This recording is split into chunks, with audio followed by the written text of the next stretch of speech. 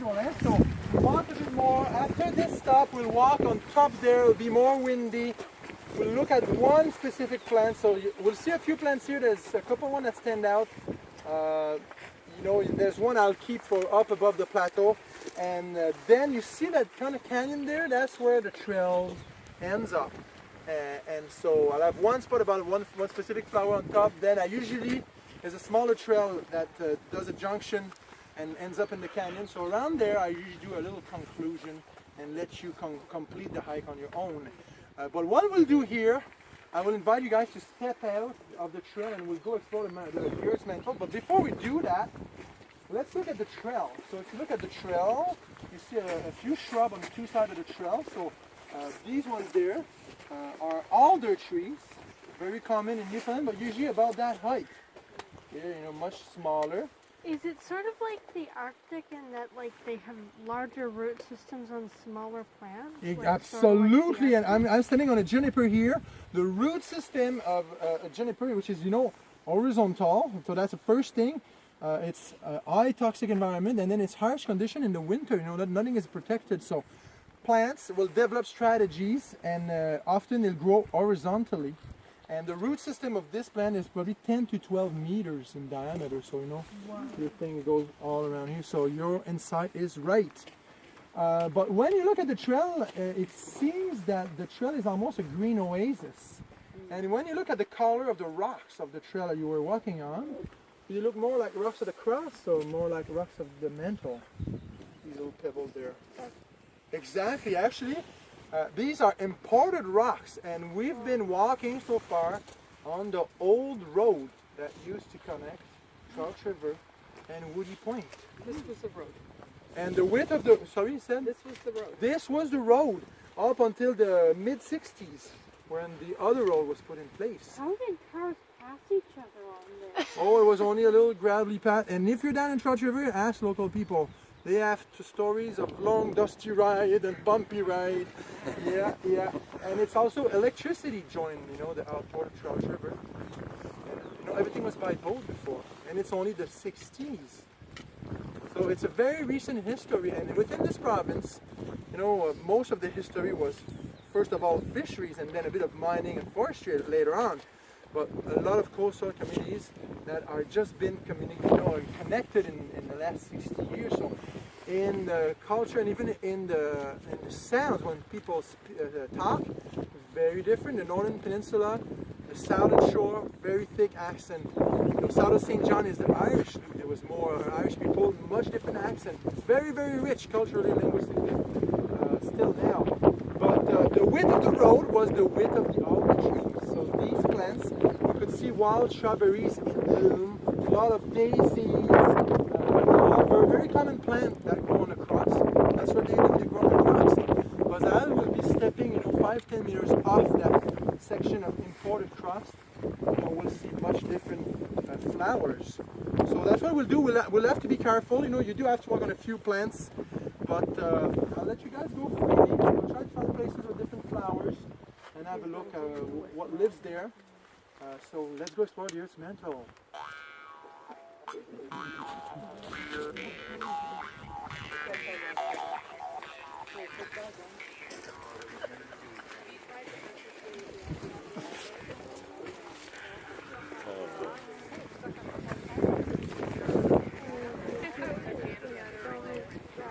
As you walk, guys, pay attention. A beautiful flower here.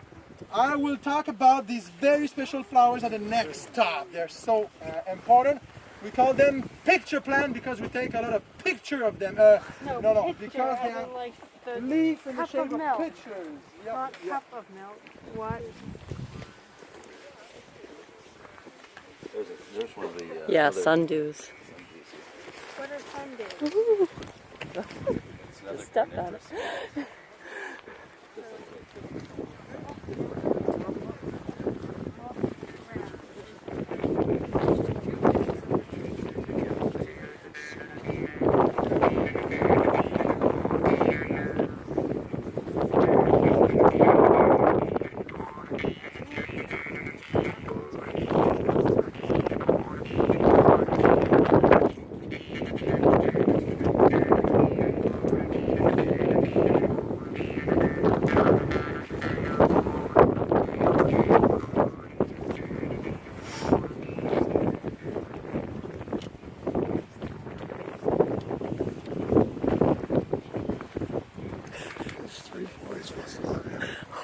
Alright,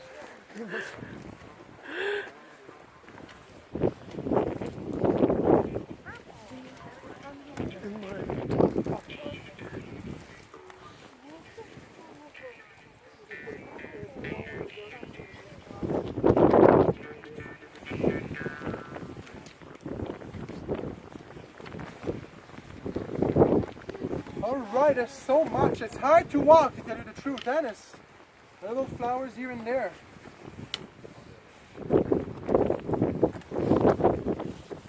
So how does it feel under the feet when you walk?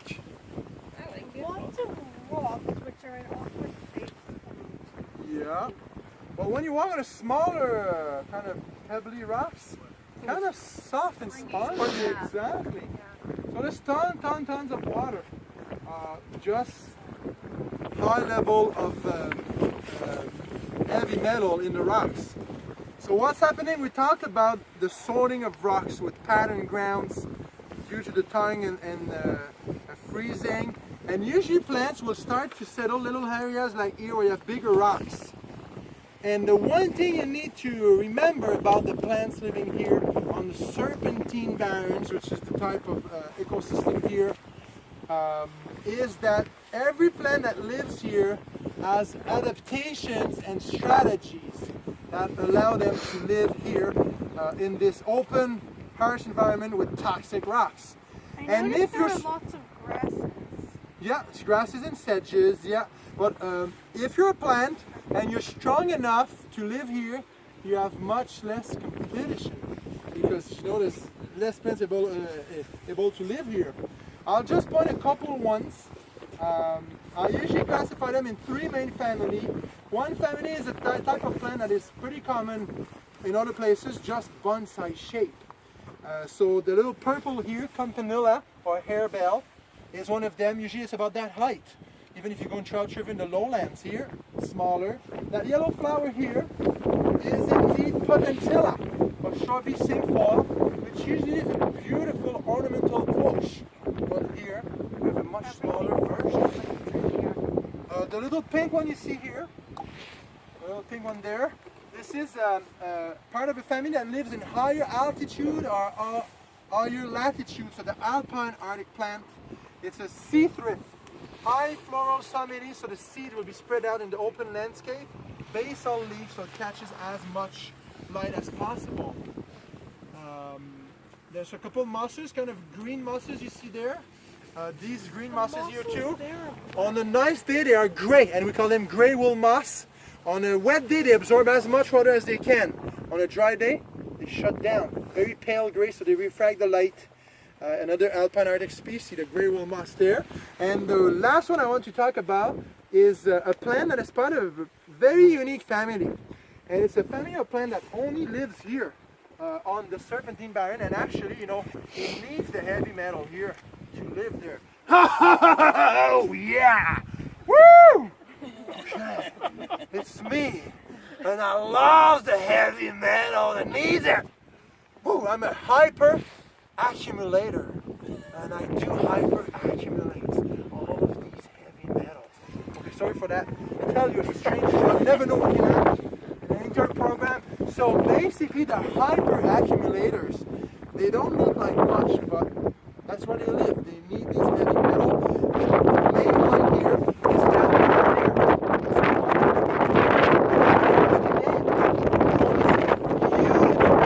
So there's one right here. Around your neighborhood, they're everywhere. That's the one right there.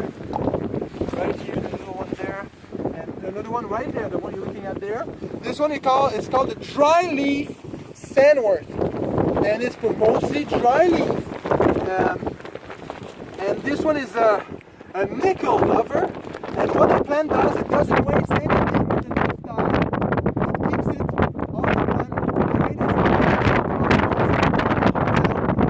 Creates a bit more and more space. And cousin dry leaf sandwort can use as remediation on contaminated sites in mines to get the nickel out of the ground. So that's a hyper accumulator here. There's a few more as we walk past. But what we'll do now, as I see people are still on the trail, we'll go back on the trail and we'll walk a bit further, and then we'll talk about this strange kind of reddish plant with pictures. It'll be more windy, but we'll do that above the plateau. So as we go up, I'll ask you guys to find some of these plants and we'll talk about it.